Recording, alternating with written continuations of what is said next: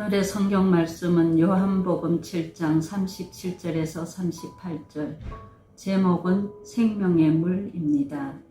명절 끝날 곧 큰 날에 예수님께서 서서 외쳐 이르시되 누구든지 목마르거든 내게로 와서 마시라. 나를 믿는 자는 성경의 이름과 같이 그 배에서 생수의 강이 흘러나오리라 하였습니다.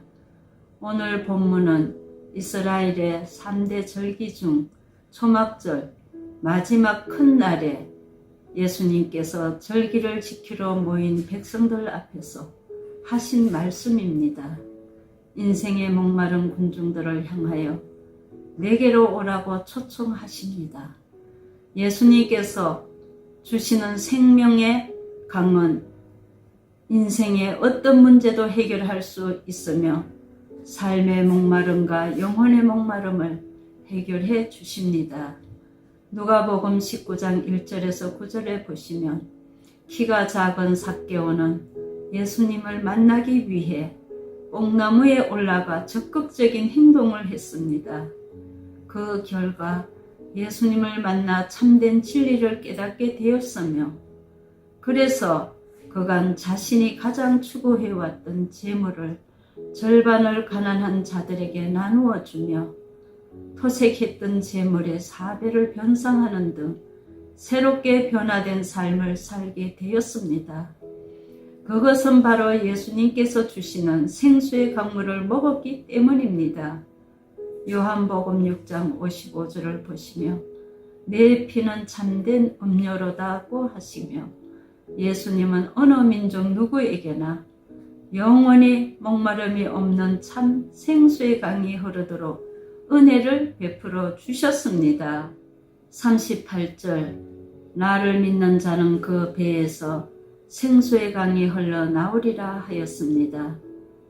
배에서 생수가 흐른다는 것은 성령의 은혜를 받아 우리의 내면이 정화되어 무절제를 통제할 수 있는 능력으로 변화를 줍니다.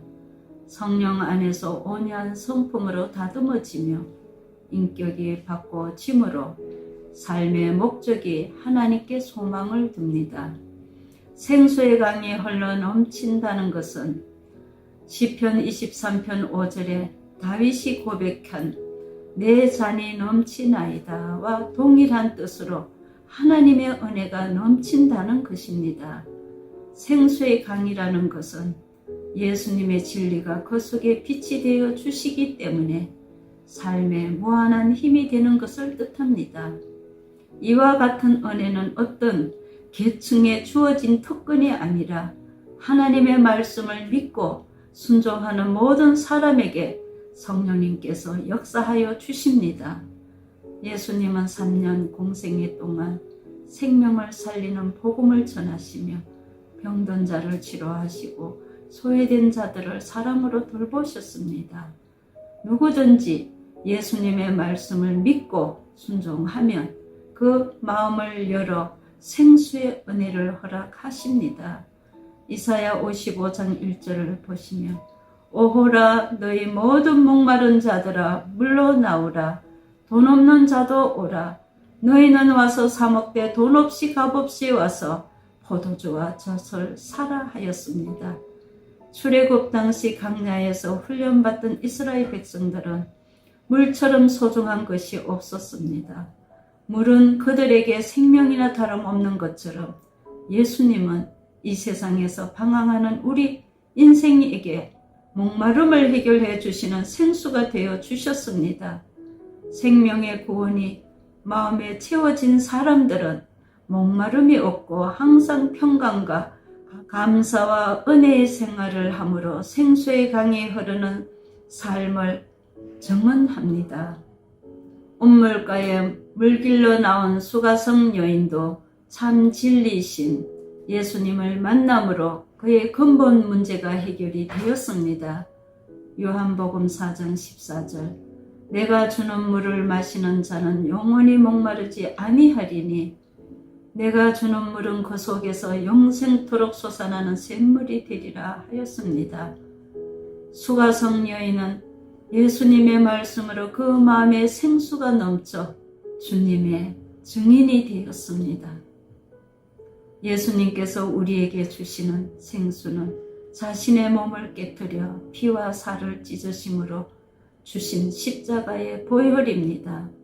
그러므로 누구든지 예수 그리스도를 믿으며 죄를 용서받고 하나님의 자녀가 되며 영생을 누리는 복을 받습니다. 성도님들, 이 생수는 예수님께서 우리 죄를 용서하시고 구원하시기 위한 살과 피를 상징하는 것입니다.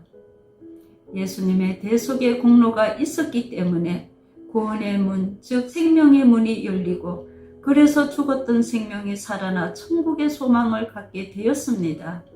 예수님께서 자신의 몸은 십자가에 깨뜨려 온 인류에게 생명의 강물을 흘려보내므로 온 인류가 그 생명의 물을 마심으로 죽음에서 새 생명으로 살아나는 것입니다.